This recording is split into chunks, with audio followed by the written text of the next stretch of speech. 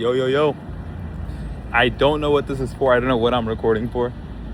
But just wanted to record. Oh my gosh, look at this. Oh my god, that's cool. Just record just to kind of spew some thoughts, see if I say something I want to catch on camera. But I am currently in Dubai. And I want to get this Lime scooter, but I'm recording this video. I'm just going to finish my recording and get this Lime scooter. But I'm currently in Dubai. Just came here to focus, locked in, as we move towards this next stage of business, and just kind of, I don't know, just check out the vibes here. So far, it's pretty cool. It's a new environment, and I don't know anybody here. I just came in alone, and everything's new, smells new, looks new, and I'm still trying to like see my vibe here. And obviously when your body goes into a new, like, unfamiliar environment, it usually freaks out. So I'm aware of that, and I know that, it has nothing to do with the place or the environment or anything like that. I think it's just whenever your body is, kind of is out of its comfort zone, it tends to freak out. So that usually takes like a few days just to get familiar with everything and then kind of chill. But just been a pretty interesting last few days. I have also just been up, kind of a night owl here. I've been working in CST time, and here it's 9 hours ahead. So there's that. So I've been kind of working. My day's been from like 3 p.m. all the way till like 5 a.m., 6 a.m. at night is usually like my full day. And so just been working, focused on this new stage. Right now we are trying to scale to over 100k months, 200k months, 300k months, and I think we can do that. I think we're very, very close to getting to that next level, next stage of the business. We've been kind of stuck around this like 30, 40, 50k, 60k range for the last few months. So just, kind of recognize what the prohibitor was, what the constraint was, and I'm attacking with full force. Just like, I feel like a really cool skill with business that I've learned and I've understood, just kind of by consuming some content and just by understanding what works, is like the 80-20 rule is like super real. A lot of times, like your business comes down to a single constraint. A lot of issues, a lot of problems are breaking down to something that's causing it. Like a majority of the problem has a single cause, and if you just keep breaking that down and just continue to break those down into like what's the biggest problem in our business that's stopping us from growing. Okay, I've identified that problem. Okay, what's the biggest cause of that problem? Okay, it's this. Okay, what's the biggest cause of that? And you just keep doing that over and over again. You come to a singular point where you can actually like expend your resources to solve it. And that's how I solve every problem. Like when we have closers that are closing, and okay, their close rate's low. Okay, let's take all their calls that they've taken. Let's remove all the ones that they've closed. Let's just take all the ones that they didn't close. What's the most reoccurring issue?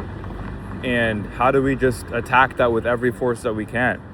And then that would literally, like, if we can solve that issue so that happens at the lowest rate, then their close rate is obviously going to go high. It's obviously going to increase at the highest rate possible, because that was what was causing most of their closes for a reason. Like, I realized this because I was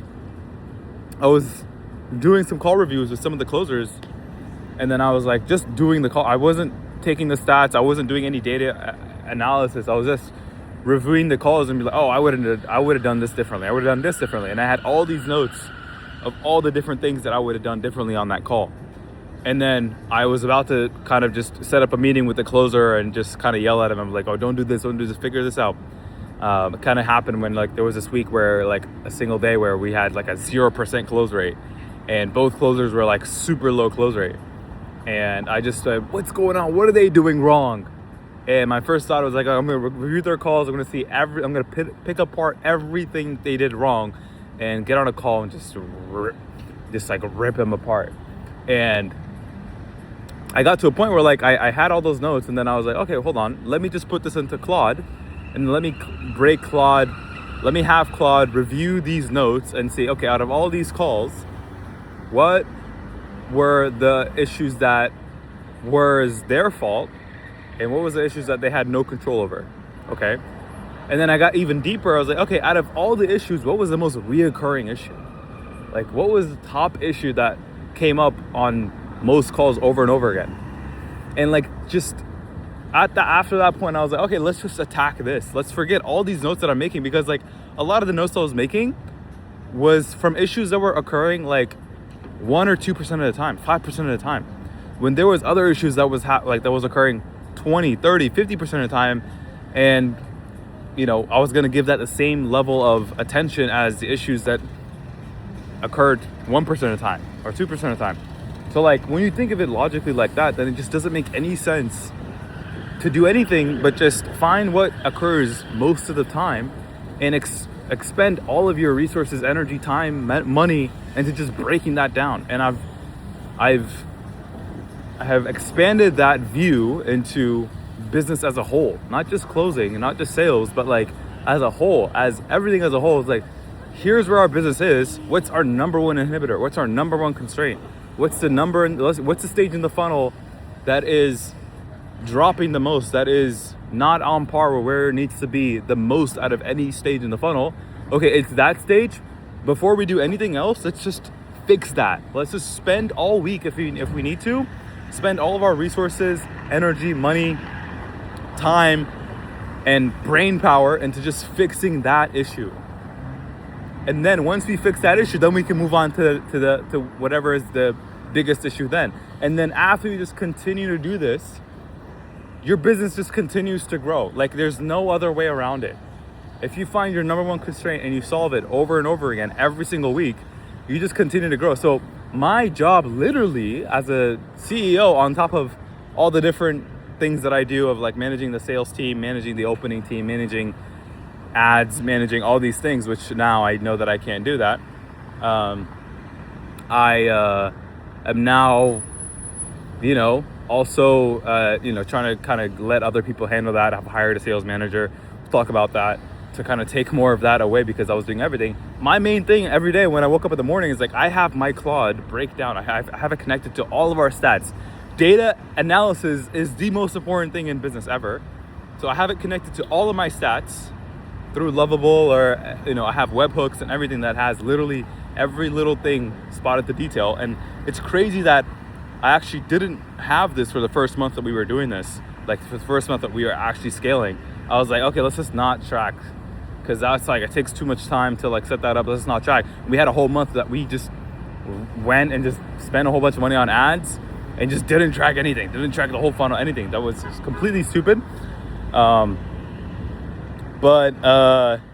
spending $5,000 a week on ads and not tracking where it's going, what's going, like, that was so dumb. But back to what I was saying. So like, I have my Claude track everything and say, okay, break down each funnel, each stage of funnel of where it's at, where's the biggest constraint, identify that biggest constraint, and Claude will literally do this for you. Opus 5, Fable 5 would literally do this for you every morning, just connected to all my stats, all my data, and it just does that. And I just figure that out, and I'm like, okay, here's what we're gonna be working on this week. Here's the biggest constraint this week. And it's just been continuous that every single week. And there's some constraints that are gonna take not just 1 week, but might take a month to solve. Like, this constraint that we're dealing with right now is we have a lot of interest, we have a lot of leads, we have an opening team that converts those leads into interests, that transfers them to closers, but we have a lot of failed transfers because there's not enough closers to take those interests. And we have also a lower average close rate because we have a lot of new closers who are ramping and who need kind of to grow and to ramp. So that's kind of two problems that fall into one solution, which is having a super clean onboarding structure for new reps, for us to find and hire new reps and to onboard them and ramp them into KPIs as fast as possible. And that's what led me to hiring the sales manager, because like I said, I was doing all these different things and I couldn't also do that at the same efficiency as if I had just hired someone to just focus on that completely while I focus on the other thing. So that's what we're doing this week. We hired a sales manager this week, and we're hiring more closers, we're ramping up more closers, and we're just gonna try to, as much as we can, get as many closures as we can possible and ramp them, having a really cool system to ramp them to KPI as fast as possible, which should eliminate that constraint, both constraints of the close rate and the transfer rate. That will literally just double our business, just like that. So that's what we're working on right now. And this should help us get to over $100,000 a month, and also have a formula that we can get to probably up to $200,000 to $300,000 a month every single month with this, after we've kind of solidified this step. So that's super cool. It's super awesome. And I'm really excited of just being able to have the experience and skill to be able to understand these kind of concepts and attack them. And it's just been like my last few months has just been a relentless expenditure of all resources, time, money, energy, and kind of brain power into everything that's in my way, every obstacle that's in the way of the next level. And just that's something that I wanted to kind of put on camera, document that, this is how I run my business. This is how every, I think, highly successful business is run. And I'm super excited for what's next to come. I'm super excited to solve the next problem too. And I'm sure we'll have a lot more problems. I'm sure we'll have 10 times or more problems. But there's a verse in the Bible that I've been living by, because I used to be somebody that freaked out every time we had a big problem, and these days I barely freak out, because there's this verse I read while kind of studying the Bible, and it really kind of helps me stay grounded. And that verse is Proverbs 3:25. It says, not lean on your understanding. It says, fear not of sudden disaster or the ruin that overtakes the wicked, for I am with you, and keep your foot from being snared. So it always comes back to God. And as long as God is with me and I put my faith in him and I trust in him, every single day, no matter how much pressure is literally on my shoulders, I give it to him and I literally put it at the bottom of his feet. Even